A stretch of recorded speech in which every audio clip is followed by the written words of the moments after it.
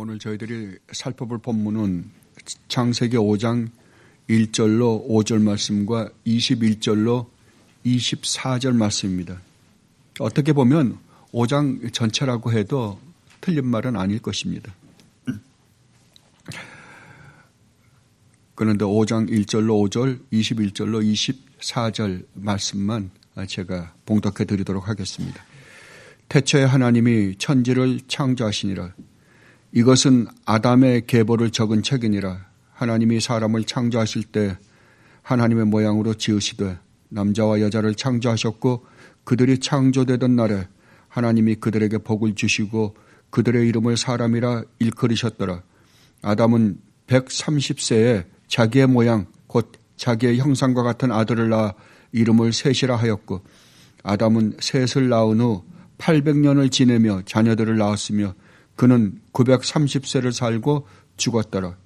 에녹은 65세에 무드셀라를 낳았고 무드셀라를 낳은 후 300년을 하나님과 동행하며 자녀들을 낳았으며 그는 365세를 살았더라. 에녹이 하나님과 동행하였더니 하나님이 그를 데려가심으로 세상에 있지 아니하였더라. 아멘. 제가 처음에 이 창세기를 살펴보게 된 것은 저희들이 지금 요한계시록을 공부하고 있는데 요한계시록이 하나님이 우주 만물을 창조하신 궁극적인 하나님의 목적입니다. 그런데 창세기 1장서부터 하나님이 천지를 창조하신 창세기 1장서부터 노아 심판 때까지 노아 심판 때에 이 세상은 전체가 심판을 받았습니다. 그렇죠? 그리고 노아 8식구만 방주 안에 있던 노아 8식구만 우리가 구원을 받아 하나님 나라에 거하였음을 우리는 성경을 통하여 봅니다. 이것은 결국 창세기부터 요한계시록 때까지 마지막 우리 주님이 재림하셔서 이 세상은 몽땅 심판을 받겠지만 노아 심판 때 방주 안에 있던 노아 8식구가 구원받았던 것처럼 이 세상에 마지막 주님의 심판이 오실 때 예수 그리스도 안에 있는 하나님의 백성만 구원받는다는 그 사실을 모형적으로 잘 보여주고 있는 것이 바로 창세기 1장서부터 노아 심판 때까지의 이야기입니다.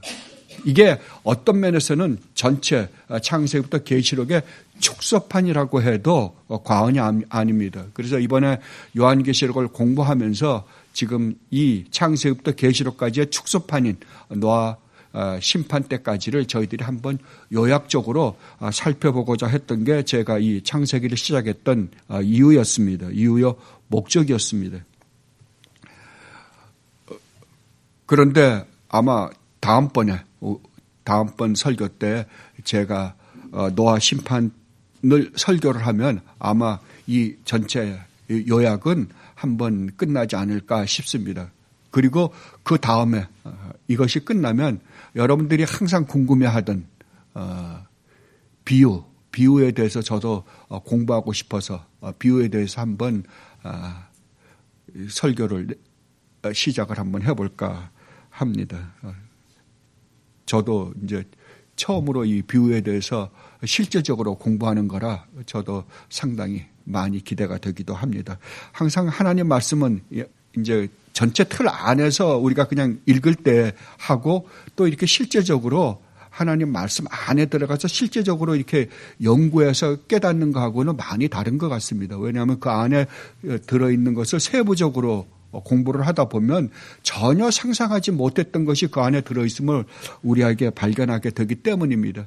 그런데 안타까운 것은 우리가 어려서부터 이러한 교육들을 잘 받았더라면 평생 신앙생활을 하면서 하나님 말씀에 대한 더 깊은 의미를 깨달을 수 있었을 것이고 그리고 그걸 성경을 더 밝히 깨달음으로 말미암아 우리가 하나님을 더 사랑할 수 있었고 또 하나님 앞에 더 가까이 나아갈 수 있었을 텐데도 불구하고 우리가 그러한 교육을 어려서부터 잘 받지 못해서 참 안타깝기도 합니다. 저도 늦게 목회를 시작했기 때문에 성경을 제가 살펴보고 싶어하는 것들을 다 살펴보지 못한 것을 참으로 안타깝게 생각을 합니다. 그러나 하여간 어떻게 됐든 간에 우리가 정말 살펴보고 싶은 것은 되도록이면 할 수 있으면 살펴보고자 저도 원합니다. 여러분들이 이미 아시는 것처럼 우리 인간은 하나님 말씀에 불순종함으로 말미암아 타락했습니다. 여러분들이 여기서 분명히 한 가지 아셔야 될 것은 우리가 어디에서 타락했냐 그러면은 가장 아름다운 동산에서, 죄가 하나도 없는 동산에서 죄가 하나도 없는 인간이 사탄에게 미혹이 되어서 타락했다는 사실입니다. 그렇다면 오늘날은 어떻습니까? 오늘날은 완전히 타락한 세상입니다. 타락한 세상에 우리가 어떤 자들이에요? 타락한 존재입니다.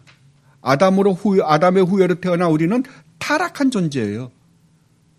그러니까 타락한 세상에 타락한 존재인 우리가 이제 우리 주님의 은혜로 말미암아 구원을 받은 거잖아요. 그렇다면 사탄이 우리를 얼마나 회유하기가 쉽겠습니까? 이것을 여러분들이 분명히 머릿속에 두고 계셔야 됩니다. 그래서 우리는 언제든지 사탄이 조금만 흔들어 놓으면 우리는 언제든지 정말 하나님 말씀을 거역하고 불순종하고 타락할 수밖에 없는 환경에 처해 있고 또 우리 자신이 그렇다는 사실을 여러분들이 항상 인식해야만 여러분들은 순간순간을 정말 하나님의 은혜가 없이는 내가 이 세상의 삶을 하나님의 뜻을 쫓아 살 수 없구나라는 것을 인식하고 여러분들이 심각하게 그 싸움을 싸워 나갈 것입니다. 그래서 인간이 타락함으로 말미암아 이 세상은 저주받은 세상이 되어버리고 말았습니다. 그렇다면 인간이 타락한 순간 하나님은 이 세상을 심판해버리면 하나님 분명히 아담과 약속을 할 때 네가 이 선과 악을 알게 하는 나무의 열매를 먹는 날에는 반드시 죽는다. 심판을 받아 끝이다. 라고 말씀하셨기 때문에 하나님은 약속대로 끝을 내버렸으면 그만이었습니다. 그럼에도 불구하고 하나님이 그 마지막 심판을 유보시킨 이유는 하나님의 또 다른 계획을 세우셨기 때문입니다. 그게 뭐였습니까? 여자의 후손을 통해서 하나님은 영원히 심판받아 멸망할 수밖에 없는 인간 중에 어떠한 부류를 하나님은 구원해서 하나님의 영광 가운데 영원히 살게 해주고 싶은 하나님의 계획이 있으셨기 때문입니다. 그럼 우리가 이런 질문을 할 수 있죠. 그러면 타락한 모든 인간을 다 구원해 주죠. 왜 일부만 하나님께서 그렇게 마음을 먹으셨는가? 우린 모릅니다. 저는 모릅니다. 나중에 여러분 하나님 나라 가서 하나님께 여쭤보십시오.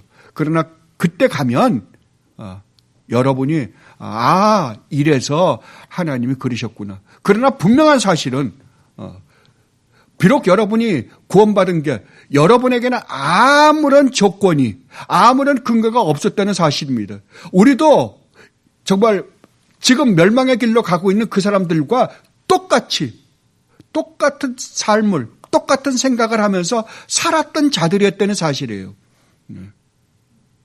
그럼에도 불구하고 우리가 이 은혜를 받고 정말 하나님이 우주 만물을 창조하셨으며 하나님께서 타락한 우리 하나님을 버리고 하나님의 명령을 불순종해서 하나님을 버리고 떠났던 우리를 하나님은 그러한 우리를 구원해 주시기 위하여 아들이신 성자 하나님이신 영원 전부터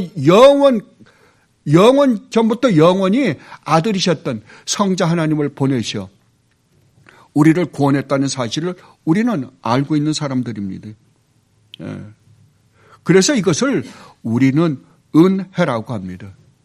그래서 이제 타락한 세상 안에서 하나님께서 은혜를 베푸시고자 하는 긍휼을 베푸시고자 하는 그들에게 긍휼을 베풀어서 하나님이 구원해서 하나님의 백성을 만드시는 모습이 역사 안에서 전개되고 있습니다. 아직까지도 이 세상이 이렇게 존속하는 이유는 다른 이유가 아닙니다. 세상의 인간들이 잘해서가 아니라 하나님께서 아직까지 하나님의 택하신 구원해야 할 하나님의 백성들이 남아있기 때문입니다. 그들을 구원해서 온전히 그 숫자가 차기까지 하나님은 그 일을 계속하실 것입니다. 그 숫자가 오늘 차면 오늘 우리 주님이 오실 것이고 내일이 찼다고 하나님이 생각을 하시면 내일 하나님 오실 것이고 1년 후에 그 숫자가 차면 1년 후에 오실 것입니다. 그건 하나님만이 아신다고 성경은 분명히 이야기하고 있습니다. 그러므로 이 세상에는 두 나라밖에 없습니다. 다른 말로 하면 두 나라에 소속되어 있는 백성밖에는 없습니다. 하나님께서 은혜를 베풀지 않아 유기된 백성, 버림받은 백성, 사탄의 자녀들이죠, 그걸. 그리고 또 정말 우리도 똑같이 사탄의 자녀로서 영원히 멸망받을 수밖에 없는데도 불구하고 하나님께서 은혜를 베푸셔서 하나님 나라 백성을 삼으신 두 나라 백성 외에는 이 세상에 존재치 않습니다. 중간에 내가 하나님 나라 백성이 될까, 사탄의 나라의 백성이 될까라고 하는 백성은 없습니다. 딱 두 나라 백성밖에 없습니다. 두 나라밖에 없듯이 두 나라 백성밖에는 없음을 성경은 분명하게 타락한 아담의 후예를 통해서 우리에게 보여주고 있습니다. 그래서 오늘 이 5장은 상당히 이 면에서 상당히 중요한 것을 우리에게 가르쳐주고 있습니다. 먼저 우리가 읽을 때에도 1절로 5절, 21절로 24절 말씀을 띄어서 읽었습니다. 그것과 마찬가지로 먼저 1절로 5절 말씀을 통하여 이 세상이 지금 어떤 세상인가를 다시 한번 살펴보도록 하겠습니다. 1절로 5절 말씀을 보면 이렇습니다. 이것은 아담의 계보를 적은 책이니라. 뭐라고요? 아담의 족보를 적은 책이다 라고 말씀하십니다. 하나님이 사람을 창조하실 때에 하나님의 모양대로 지으시되 남자와 여자를 창조하셨고 그들이 창조되던 날에 하나님이 그들에게 복을 주시고 그들의 이름을 사람이라 일컬으셨더라. 아담은 130세에 자기의 모양 곧 자기의 형상과 같은 아들을 낳아 이름을 셋이라 하였고 아담은 셋을 낳은 후 800년을 지내며 자녀들을 낳았으며 그는 930세를 살고 죽었더라. 그러니까 우리가 계속해서 어디까지 읽어야 되냐 그러면 노아 탄생까지 읽어야지 5장이 끝이 납니다. 그러니까 이 이야기는 5장을 요약한 것이다 라고 여러분들이 보면 될 것입니다. 그런데 1절, 2절 말씀을 보면 아주 재밌습니다. 이것은 아담의 계보를 적은 책이니라. 하나님이 사람을 창조하실 때 뭐라고요? 하나님의 모양대로 하나님의 형상대로 지으셨다. 여러분들 다 아시잖아요. 하나님이 인간을 창조할 때 뭐라고요? 우리가 우리의 형상과 우리의 모양대로 사람을 만들자라고 해서 아담과 하와를 만드셨다라고 그럽니다. 그래서 하나님의 모양대로 지으시되 남자와 여자를 창조하셨고 그들이 창조되던 날에 하나님이 그들에게 복을 주시고 그들의 이름을 사람이라 일컬으셨더라. 자, 그러면은 하나님이 우주 만물을 창조하셨습니다. 그럼 우리가 우주 만물을 통해서도 하나님을 알 수 있습니다. 어떻게 해요? 우주 만물을 보면서 와, 하나님 정말 대단하시다. 하나님의 지혜와 하나님의 지식과 그리고 하나님의 그 위대하심, 하나님의 능력, 우리 이런 걸 알 수 있잖아요. 하나님의 능력이 얼마나 굉장하시면 이 우주 만물을 창조하셨을까? 아니, 이 우주 만물을 창조하시고 이 우주 만물을 이렇게 질서 있게 움직이시는 하나님의 지혜는 또 어떠합니까? 그리고 이 우주 만물을 움직이고 이 지구상에 있는 온갖 수많은 생명체들, 보이는 생명체들과 보이지 않는 생명체들까지 하면 얼마나 많겠습니까? 그것들을 하나하나 먹여 살리시는 하나님의 그 놀라우신 지식과 지혜, 그 얼마나 놀라웠습니까? 그런 걸 생각할 때, 야, 하나님이 정말 대단하신 분이시구나 라는 것은 알 수 있습니다. 그러나 그렇다고 해도 하나님의 성품에 대해서, 하나님의 위대하심에 대해서는 우리가 어느 정도 알 수 있을지 모르지만 하나님의 성품에 대해서는 우리가 알 수 없습니다. 그런데 그 하나님의 성품을 하나님 알 수 있게끔 한 것이 누구냐? 그게 바로 인간입니다. 유일하게 이 세상에 수많은 생명체들이 있는데도 불구하고 유일하게 인간만 하나님의 형상대로 창조되었다라고 말씀하십니다. 그러니까 하나님의 어떤 성품을 가지고 있는지를 누구를 보면 알까요, 이제?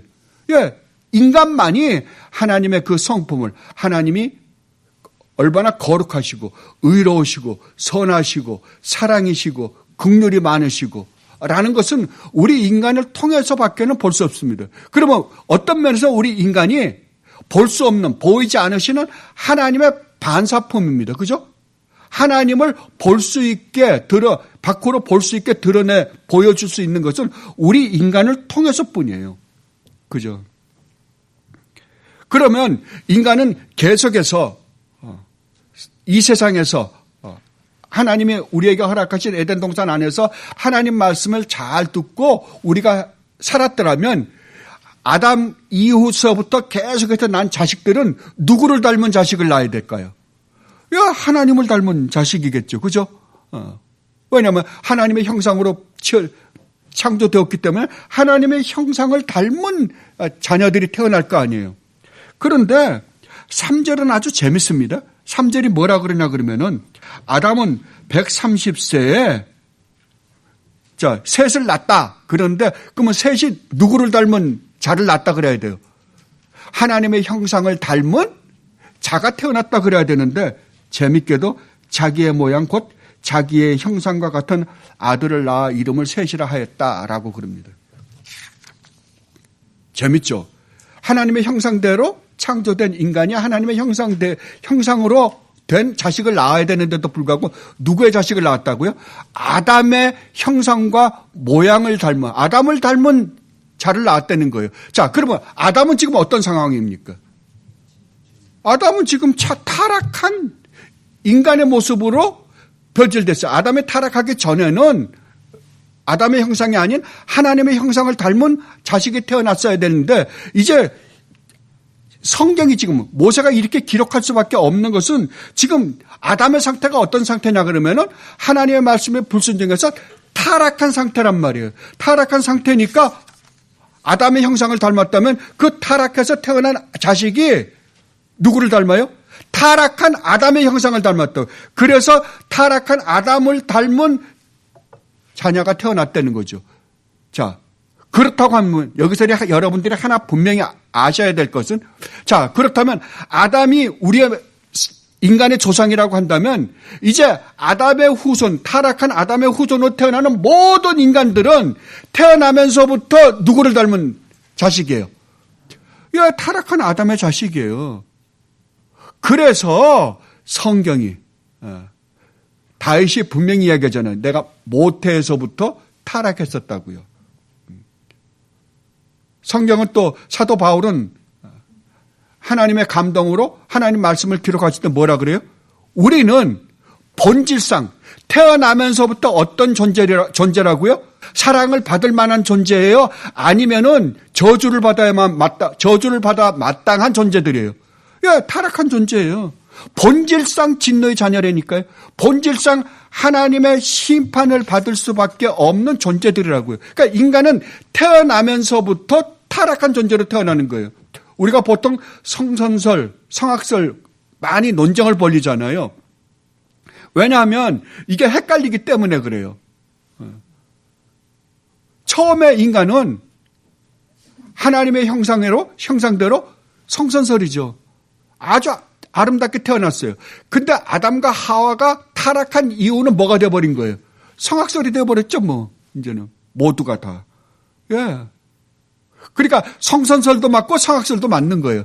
그 논쟁할 필요가 없는 거예요. 그걸 성경을 잘 이해하면 그런 모든 것이 성경 안에 다 해답이 들어있어요.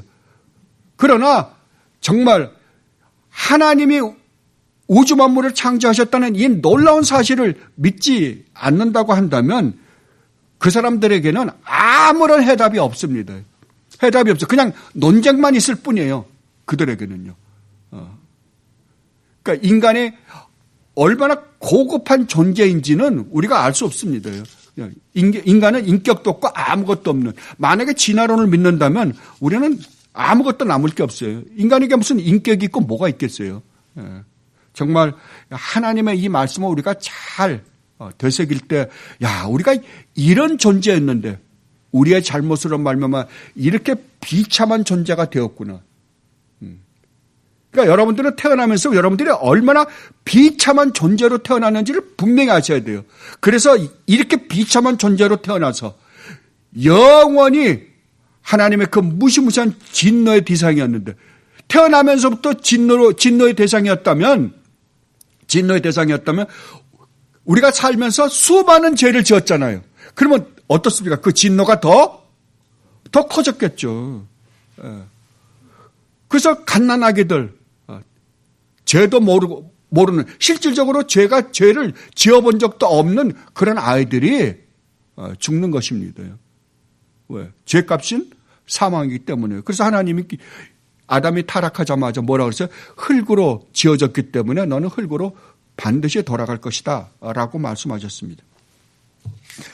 그래서 4절 5절에서 이렇게 말씀을 하십니다. 아담은 셋을 낳은 후 800년을 지내며 자녀들을 낳았으며 그는 930살을 살고 뭐라고요? 죽었더라. 왜 죽어요? 본질상 진노의 자녀니까요. 죄인으로 태어났기 때문에요. 타락한 아담의 후손으로 태어났기 때문에 죽을 수밖에 없는 존재들로 이 세상의 인간들은 태어난다는 거죠. 그래서 5장의 족보를 보면 몽땅 다가 뭐라 그러냐면 죽었더라. 근데 어느 정도 살았습니까? 영원히 하나님의 말씀에 순종하면 영원히 살 수 있었던 인간이 1000년이나 살았습니다. 900년씩 살았습니다. 900년. 제일 적게 산 사람이 누구냐 그러면은 마할랄렐이라고 895살입니다. 여러분 한번 생각해 보죠. 지금 100세라고 좋아하죠. 그때 895살. 근데 재밌게도 노아가 더 덜 살았습니다. 노아는 근데 의미가 있어요. 그러면 이 세상은 마지막 심판을 받아 마땅하잖아요. 심판 때 노아는 구원받잖아요. 노아는 재밌게도 777살 살았답니다. 우리가 요한계시록에서 공부했잖아요. 777에 대해서요. 그러니까 이게 노아가 777살을 살았던 것은 아마 어떤 그 안에 의미가 있지 않나 싶기도 합니다. 그런데 그때 900년씩 산 그때에 진짜로 조금 산 사람이 있습니다. 300년밖에 못 산 사람이 있어요. 이 세상에서는 300년밖에 못 살았는데 성경은 뭐라 그러면 그는 영원히 살았다 그럽니다. 자, 분명히 아담의 족보입니다. 타락한 아담의 족보는 반드시 죽어야만 하는 족보다라는 것을 이야기해 주는 거예요. 반드시 죽어야만 하는 족보다. 그런데 여러분들 마태복음 1장을 보면 뭐가 나오냐 그러면은 예수 그리스도의 족보가 나옵니다. 예수 그리스도의 족보를 기록한 게 있어요. 그죠? 지금 그 마태복음 1장에 족보서부터 시작하잖아요. 그게 누구의 족보예요? 아브라함과 다윗의 족보예요. 예수 그리스도의 족보예요. 왜냐하면 마지막에 예수 그리스도가 태어난 것을 알리기 위해서 그러니까 예수 그리스도의 족보예요. 예수 그리스도의 족보는 뭡니까? 죽었더라가 없습니다. 나았더라 예수 그리스도를 낳았더라요. 낳았더라 끝납니다. 왜요? 예수 그리스도로 말미암아 진짜 이제 영원히 죽지 않을 생명들이 태어날 것이기 때문에 그렇습니다. 그래서 우리 주님의 족보는 낳았더라의 생명이에요. 그러니까 여기서 지금 모세가 하나님께서 모세를 통하여 우리에게 가르쳐주고 싶은 것은 이 세상에 태어나는 모든 인간은 어떻게 된다고요? 죽는다고요. 그런데 21절로 24절에 에녹에 대해서 이렇게 이야기를 합니다. 에녹은 65세에 무드셀라를 낳았고 무드셀라를 낳은 후 300년을 하나님과 동행하며 자녀들을 낳았으며 그는 365세를 살았더라. 자, 900년씩 사는 때에 300년밖에 못 살았으면 어떡합니까? 3분의 1밖에, 거의 3분의 1밖에는 못 살았잖아요. 그럼 제일 적게 살았어요. 그런데 성경은 뭐라 그러냐면 에녹이 하나님과 동행하였더니 하나님이 그를 데려가심으로 세상에 있지 아니하더라. 참 너무 재미나는 게 뭐냐 그러면 이 세상에서는 360년밖에 안 살았어요. 그런데 에녹은 죽지 않았더라예요. 성경은요. 영원히 살았더랍니다. 왜요?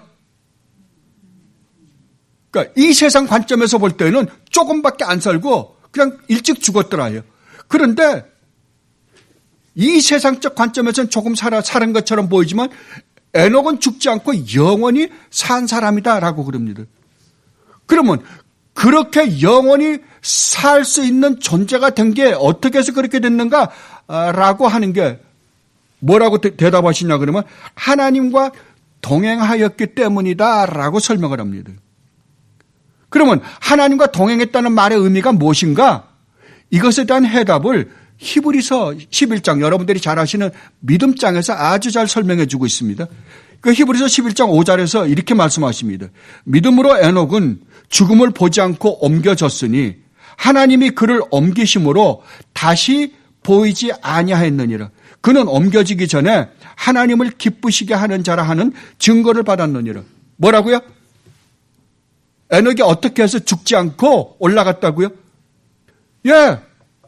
분명히 창세기에서는 하나님과 동행했다 그러는데 이 동행했다는 말을 히브리서 기자가 뭐라 그러냐 그러면 믿음으로 살았기 때문이다라는 겁니다. 믿음으로 살았기 때문이다. 그렇다면 에녹이 무엇을 믿음으로 무엇을 믿음으로 살았겠어요? 예.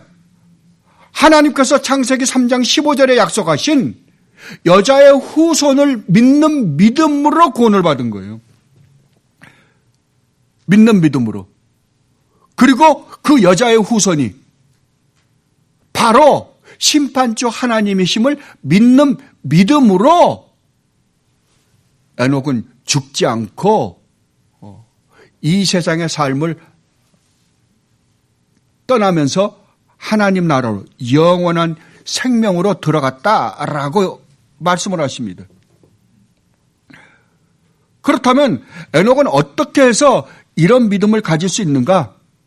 라고 할 때 유다서가 유일하게 유다서에서 여기에 대한 소스를 우리에게 제공해 주고 있습니다. 유다서 14절로 16절을 보면 이렇게 기록하고 있습니다. 에녹에 대해서는 두 군데밖에 없습니다. 히브리서하고 유다서하고요. 근데 참 그러니까 성경에 아주 놀라운 것이 자 구약만 읽으면 우린 절대 에녹에 대해서 몰랐을 거예요. 그런데 신약에서 그것에 대해서 자세하게 설명해 주니까 우리가 구약을 이해하는 겁니다. 그러니까 유대인들이 구약을 읽을 때도 절대 올바른 신앙을 가질 수 없는 거, 올바른 하나님, 올바른 구세주를 만날 수 없는 게 왜 그러냐 그러면은 신약이 없기 때문이에요. 구약을 읽을 때 신약을 가지고 구약을 읽어야 되는데 왜냐하면 그게 그림자라고 하면 이건 성취이기 때문에 실체이기 때문에 이루어진 사실을 보고 구약을 읽을 때 그 이야기가 이거였었구나라고 알 수 있는데 그렇지 못하니까 지금 유대인들은 계속해서 구약만 갖고 있으니까 지금도 헤매고 올바른 신앙을 가질 수 없는 것입니다. 그래서 사도 유다가 여기서 말하는 유다는 예수님의 동생 유다입니다. 아담의 7대손 에녹이 이 사람들에 대하여도 예언하여 이르되, 그러니까 에녹을 뭐라 그러냐면 선지자였다라고 이야기합니다. 보라, 주께서 그 수많은 거룩한 자와 함께 임하셨나니 이는 뭇 사람을 심판하사 모든 경건하지 않은 자가 경건하지 않게 행한 모든 경건하지 않은 일과 또 경건하지 않은 죄인들이 주를 거슬러 한 모든 완악한 말로 말미암아 그들을 정죄하려 하심이라 하였느니라. 이 사람들은 원망하는 자며 불만을 토하는 자며 정욕대로 행하는 자라. 그 입으로 자랑하는 말을 하며 이익을 위하여 아첨하느니라. 자, 에녹이 심판을 알았다고요. 그러면 사도 유다가 어떻게 에녹이 심판을 알았다는 것을 알았을까요? 그게 바로 뭐냐 그러면은 에녹의 아들 무두셀라라는 이름 때문에 그렇습니다. 그러니까 무두셀라라는 이름이 이게 창을 던지는 자 그런 의미도 있지만 이 무두셀라라는 이름은 이 아들이 죽으면 심판이 임한다라는 뜻입니다. 여러분들이 구약에 많은 사람들 있잖아요. 구약에 등장하는 인물들 보면 전부 뜻을 가지고 있습니다. 신약에도 등장하는 유대인들은 이 아이들의 이름을 지을 때 어떤 뜻을 가진 이름을 짓습니다. 여러분들이 구약의 선지자들도 이름을 보면 다 의미가 다 있습니다. 그래서 여러분들이 구약에 예를 들면 이사야라든지 예레미야라든지 에스겔이라든지 그 사람들의 이름의 뜻을 알고 그 이사야서, 예레미야서, 에스겔서 같은 걸 읽으면 얼마나 많이 도움이 되는지 몰라요. 그러니까 여러분들이 그것도 한번 찾아서 그 이름들 의미가 무엇인지 언제 기회가 되면 한번 싹 제가 적어드리도록 할게요. 그 이름들을 알고 적어보세요. 그리고 그걸 갖고 읽으면 아주 그 내용 자체가 그 이름하고 아주 맞아떨어지는 걸 여러분들이 봅니다. 근데 이 아들이 죽으면 심판이 임한다라는 말입니다. 자, 그러면 하나님이 이게 에녹이 지금 사도 유다가 선지자라 그러셨습니다. 예언을 하셨다 그랬어요. 그랬으면 자, 에녹은 예언자입니다. 그러니까 하나님이 에녹에게 야, 내가 너에게 아들을 줄 텐데 이 아들이 죽는 날 내가 이 세상을 심판하겠다라고 이야기를 해서 이름을 무드셀라라고 지어라 라고 했다고 여러분 한번 생각해 보십시오. 자, 그러면 에녹의 입장에서 볼 때 하나님이 그렇게 말해서 내가 너에게 아들을 줄 텐데 그 아들을 낳으면 너는 그 이름을 무드셀라라 그래라. 근데 그 이름의 의미가 뭐라고요? 이 아이가 죽는 날 이 세상에 어마어마한 심판이 일어날 것이다. 이 세상 전체가 심판을 받고 이 세상은 다 없어질 것이다. 라고 에녹에게 하나님께서 말씀을 하셨다고 여러분 한번 생각해 보세요. 자, 그러면 무두셀라가 태어나기 전에는 어떻습니까? 태어나기 전에는 심판을 걱정할 필요가 없을 거 아니에요. 왜? 아이가 태어나야만이 그 다음부터 걔가 죽으면 심판이 있지. 그 아이가 태어나기 전에는 아무렇게나 해도 상관없잖아요. 심판하고는 관계없잖아요. 자, 그러나 무두살라가 태어나는 순간서부터는 어떻습니까?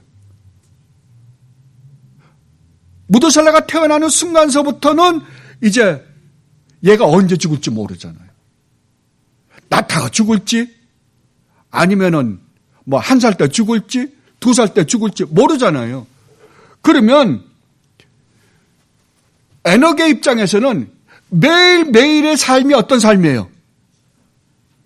매일매일의 삶이 혹 요놈이 오늘이라도 감기에 걸려서 폐병에 걸릴지 뭐에 걸려서 죽을지 요놈이 뛰어날다가 어디서 떨어져서 죽을지 모르잖아요. 그러니까 얘가 언제 죽을지 모르는 거예요. 그럼 매일매일 어떤 삶을 살겠어요? 혹 얘가 오늘 죽을지도 모른다는 마음으로 살 거예요. 그죠? 이것을 뭐라 그러냐 그러면은 믿음으로 사는 삶이다라고 이야기합니다. 여러분은 주님이 다시 오신다는 거 알아요. 그죠? 주님이 다시 오신다는 거 알아요? 여러분들은 주님의 재림을 기다리시는 분들이죠. 맞습니까? 그날 주님이 오시면 완전히 이 세상을 심판해서 우리는 영원히 주님과 함께 영광된 하나님 나라에서 살 것을 여러분들이 믿기 때문에 주님을 학수고대하고 기다리시는 분들이에요. 성도가 이 주님의 재림을 기다리지 않는다고 한다면 그분은 성도가 아닙니다. 그 거짓말입니다. 가짜 신자예요. 그렇다고 한다면 여러분 중에 혹시 주님의 몇 년도 몇 월 며칠 날 오시는 걸 확실히 아시는 분?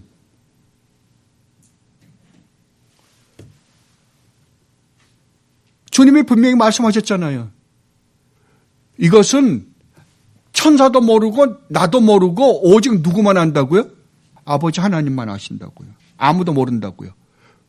그러면 성도는 주님을 기다리는 사람인데 주님이 분명히 말씀하셨어요. 주님이 다시 오시는 날은 아버지밖에 모른다. 아무도 모른다. 그러면 성도는 뭘 기다리는 사람들이라고요? 주님의 재림을 기다리는 사람이에요. 그러면 성도는 어떠한 삶을 사는 사람들이에요? 주님이 오늘 오실지도 모른다는 마음으로 사는 사람들을 누구라 그런다고요? 성도라 그런다고요. 그것을 뭐라고요? 믿음으로 사는 삶이다라고 그러는 거예요. 그게 믿음으로 사는 삶이에요. 그러면 지금 에녹의 삶을 통해서 하나님 뭘 보여주시냐 그러면은 장차 여자의 후손이 와서 우리의 구원을 완성하고 난 다음에 성도들은 우리 주님이 오늘 오실지도 모르는 마음으로 사는 자들을 성도라 그러고, 그런 자들은 어떻게 한다? 비록 이 세상에서의 우리 몸은 떠날지 모르나 그들은 영원히 죽지 않고 산다라고 이야기하는 거예요. 그래서 우리 주님이 직접 말씀하시죠. 예수께서 이르시되 나는 부활이요 생명이니 나를 믿는 자는 죽어도 살겠고 무릇 살아서 나를 믿는 자는 뭐라고요? 영원히 죽지 않는다고요. 이게 바로 에녹이 이 삶을 사는 거 아니에요. 믿음으로 삶으로 말미암아 주님을 믿고 결국 영원히 죽지 않고 하나님 나라를 갔다니까요. 영생이 이미 그 안에 있었다고. 믿음으로 살 때 영생이 이미 그 안에 있었다고요. 그래서 모든 성도는 영원한 생명이 어디 있다고요? 안에 있다고요. 그것을 사도 요한이 요한일서에서 이렇게 이야기를 합니다. 요한일서를 한번 가보십시다.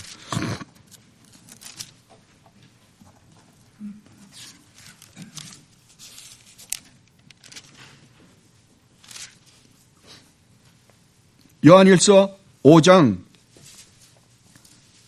13절 한번 볼게요. 요한일서 5장 13절 말씀입니다. 내가 하나님의 아들의 이름을 믿는 너희에게 이것을 쓰는 것은, 요한일서를 쓰는 이유는, 목적은 너희로 하여금 너희에게 뭐라고요? 영생이 있음을 알게 하기 위해서 그렇대요. 영생이 있음을. 그 모든 성도는 뭐라고요? 영생을 가지고 있다고요. 영원한 생명을 가지고 있다고요. 그래서 예수를 믿는 자는 영생을 가졌고 이미 가졌어요. 여러분 안에는 영원한 생명의 씨가 우리 안에 들어있다니까, 성도들에게는. 네. 이것을 믿음으로 사는 자들이다라고 그럽니다. 자, 여러분 한번 생각해 보세요. 그러면 여러분들 매일매일의 삶이 오늘 주님이 오실지도 모른다고 하는 삶을 산다면 여러분 며칠의 삶을 삽니까? 하루밖에 없습니다. 하루밖에 없어요. 매일매일을 하루하루를 사는 사람을 성도라 그러는 거예요. 이걸 종말론적 삶이라 그러는 거예요. 이게 종말론적 삶이에요. 종말을 현재로 끌어와서 산다라는 의미도 되지만 이렇게 사는 삶을 종말론적 삶을 산다. 그러면은 실제로 무두살라가 죽었을 때 심판이 임했는가 한번 보십시다. 실제로 그게 일어났는가? 창세기 5장 25절로 27절을 보면, 자, 무두살라는, 그러니까 에녹이 무두살라를 낳고 무두살라가 라멕을 낳고 라멕이 노아를 낳았습니다. 4대 후예요. 자, 그러면 심판이 언제 임했어요? 여러분들이 아시다시피 심판은 노아 때 임했어요. 그죠? 노아 심판이잖아요. 노아 몇 살 때요? 노아가 600살 때요. 600살 때 심판이 임했어요. 자, 그러면 우리가, 자, 에녹이 무두살라를 낳고 무두살라가 라멕을 낳고 라멕이 노아를 낳았다고 한다면 무두살라를 낳을 때 그 에녹의 나이, 그 다음에 무두살라가 라멕을 낳을 때 나이, 그리고 노아 심판 때가 뭐가 600살 때라면 이것을 더해보면 알 거 아니에요. 그죠? 이걸 더해보면 무두살라가 죽었을 때 나이하고 같아야 되는 거예요. 그러니까 무두살라가 뭐라 그러냐면 무두살라는 187세에 라멕을 낳았고 라멕을 낳은 후 782년을 지냈으며 자녀를 낳았으며 969세를 살고 죽었더라. 야, 무두살라가 죽으면 심판이 임한다 그랬는데 살기는 제일 오래 살았어요. 969살까지 살았으니까요. 자, 그렇다고 한다면 무두살라가 라멕을 몇 살에 낳았어요? 187세예요. 그러면 라멕이 노아를 몇 살에 낳는가 봅시다. 라멕은 182세의 아들을 낳고 이름을 뭐라고요? 노아라 하여 이르되 여호와께서 땅을 저주하심으로 수고롭게 일하는 우리를 이 아들이 아니하시리라 하였더라. 그렇다고 한다면 무두살라가 몇 살까지 살았냐 그러면은 969살까지 살았어요. 그리고 무두살라가 라멕을 낳을 때가 187살, 라멕이 노아를 낳을 때가 182살, 노아가 600살 때 심판이 임했어요. 그러면 무두살라가 969살에 죽는 해에 심판이 임해야 되잖아요. 그러면 라멕을 낳은 게 187, 그 다음에 라멕이 노아를 낳을 때가 182, 그리고 노아가 600살 때면 이 세 개를 더해보면 어떻겠어요? 예, 969살입니다.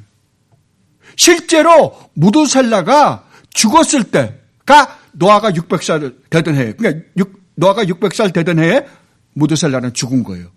실제로 그때 심판이 임했다고요. 자, 그렇다고 한다면 여러분 어떻습니까?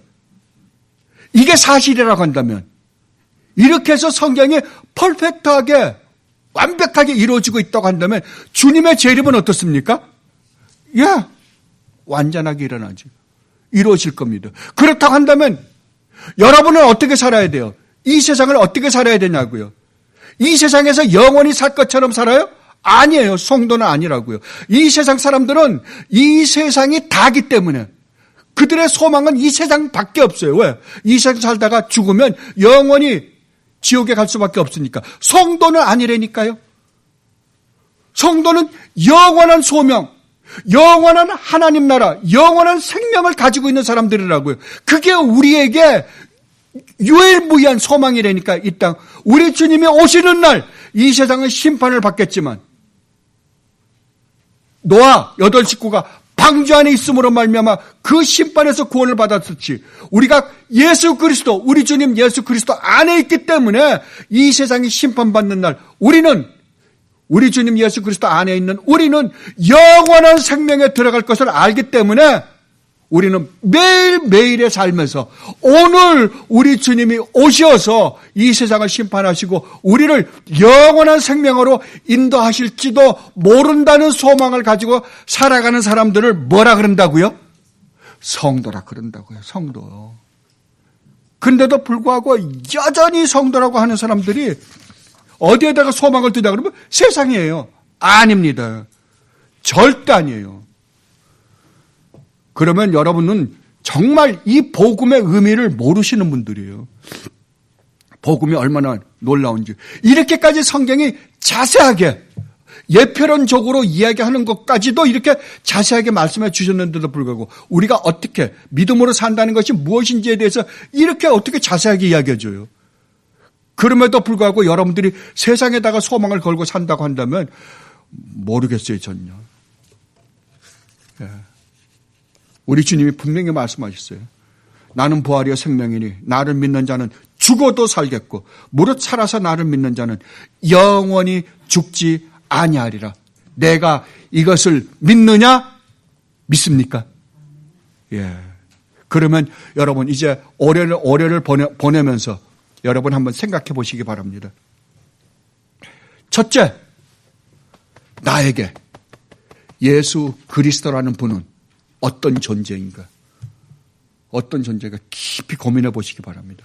나에게 예수 그리스도는 과연 어떤 존재인가?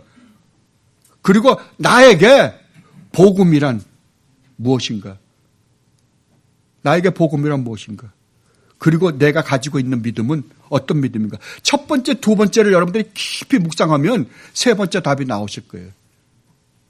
어떤 면에서 세 번째 답이 첫 번째, 두 번째 답이나 같은 거예요. 여러분 깊이 묵상해 보시기 바랍니다. 나에게 예수 그리스도는 어떠한 존재인가? 내가 이 세상에 살아가는데 하나의 액세서리인가? 하나의 도우미에 불과한가? 그리고 이 복음이란 나에게는 얼마만치의 가치가 있는가? 대관절 이 복음이 나에게 무엇인가? 깊이 고민해 보시기 바랍니다. 이걸 고민하다 보면 여러분의 신앙이 지금 어디에 있는지 밝게 드러날 것입니다. 이것을 여러분 묵상해 보시고 정말 하나님 앞에 진솔되게 여러분의 신앙을 고백함으로 말미암아 하나님으로부터 오는 참된 기쁨과 행복을 누리며 사는 여러분들이 되시기를 진심으로 바랍니다. 기도하겠습니다. 아버지 하나님, 정말로 고맙습니다. 어떻게 이렇게까지 자세하게 말씀해 주시겠습니까? 정말 아버지께서는 저희들에게 이렇게 소상히 말씀해 주셨는데도 불구하고 저희들이 이 말씀을 얼마나 등한히 여겼는지 모릅니다. 아버지 용서하여 주옵소서. 이제 아버지의 말씀을 들었으니 정말 믿음으로 하루하루를 살아가 보도록 하겠습니다. 성령 하나님 함께하여 주옵소서. 감사하며 우리 주님 예수 그리스도 이름으로 기도드리옵나이다. 아멘.